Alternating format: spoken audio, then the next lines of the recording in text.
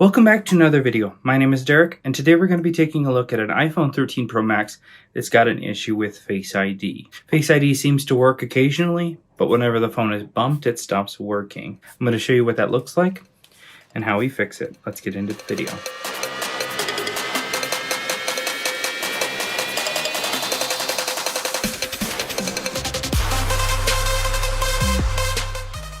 Okay, alright, so we've got this iPhone 13 Pro Max. I'm going to go through and quickly set this thing up. I'm going to set up the Face ID in the settings. I want to show what it's doing. Okay, so when we go into the settings to do Face ID, to set up Face ID, we'll hit get started. When we look here, it'll say position your face within the frame, move up, move a little lower, move a little higher, and it's not wanting to register my face. All right, now if I give it a flick, we go back in, get started, there's a chance that it'll work. So what is this and how do we fix it? So let's turn the phone off. Actually, let's do this. Okay, I'm gonna actually show one more thing. We're gonna turn it back on. Okay, we're gonna go set up a Face ID again. We'll set it up, get started. Let's see if it'll work. And it wants to right now. Okay, but if I tap the phone like that and we try to set it up, you can see it's no longer working and it's trying to say move higher, move lower, a little lower. Okay, I'm going lower, going higher. It's not going to work, right? So if I flick this, all of a sudden, oh look, we're back to reading the face.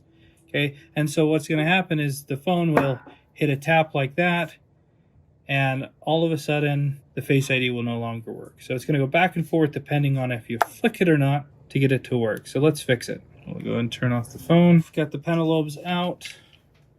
We're going to stick this here in the jig and we'll start to lift, pop the screen off. Add a little bit of isopropyl alcohol. And there we got some separation. There, it's lifting up and we'll open it up as much as we need to.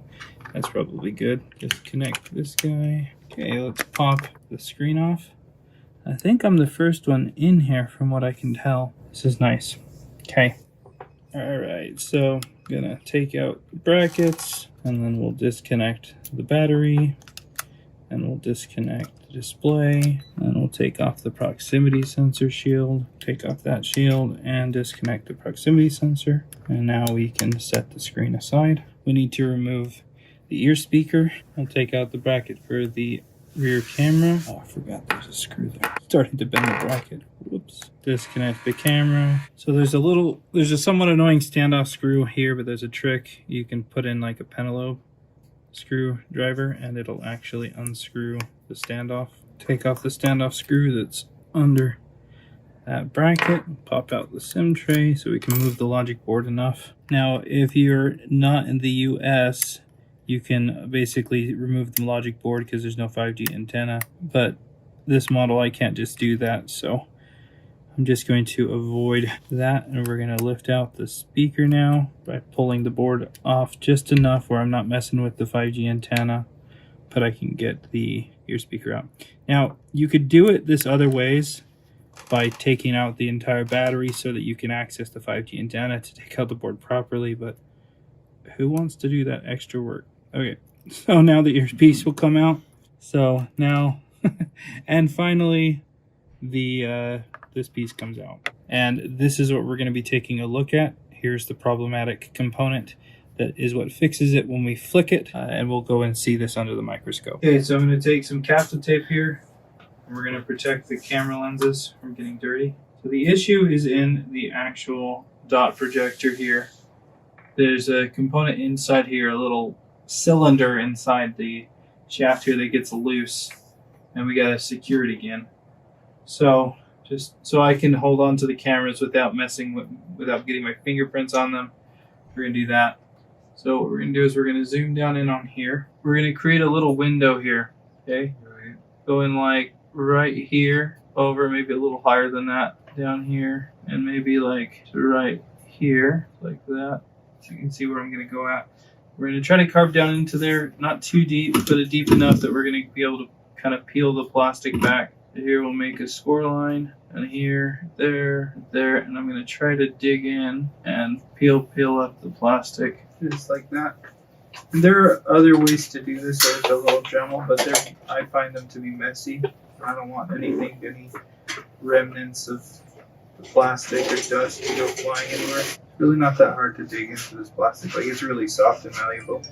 Okay, you can already see it's free floating in there still. The component we're trying to get at. See that cylinder down inside? All right, so when I tap it, you can see, give it a flick, that cylinder moves around. I can actually see it better if I nudge it here, right? So what we're trying to find is where it naturally wants to sit, which is kind of towards the roof a little bit, and we're going to glue it in place there through this little window that we've created.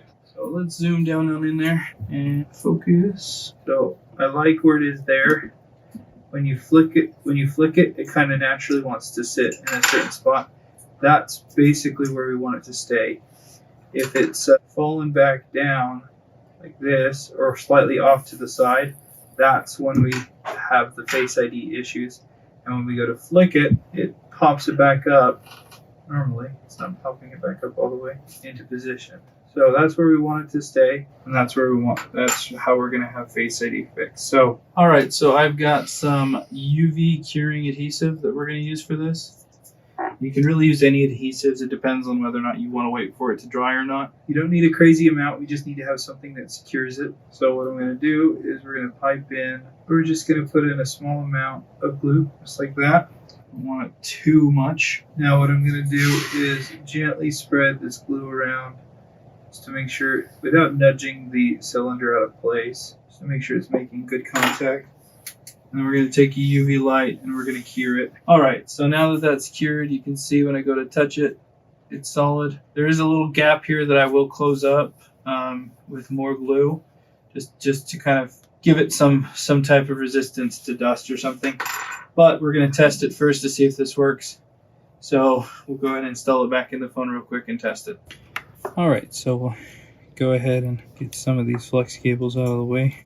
Connecting them up, we'll get everything kind of connected up, and we'll peel off our little protectors for the cameras, grab our display, and we'll connect it up along with the proximity sensor, plug in the battery connector, and we'll go ahead and turn this guy on. And then now let's go set up Face ID, and we'll see if it wants to set up Face ID, and there it goes. Yeah.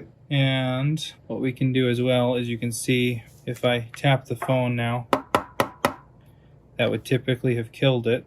Let's even kind of set this in the screen inside the phone a little bit. Let's go and set it up again. And there it goes. Just like that. All right, yeah.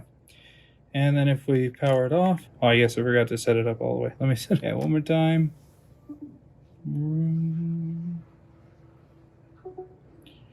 Scan first. Set up later. Do all zeros. Use anyway.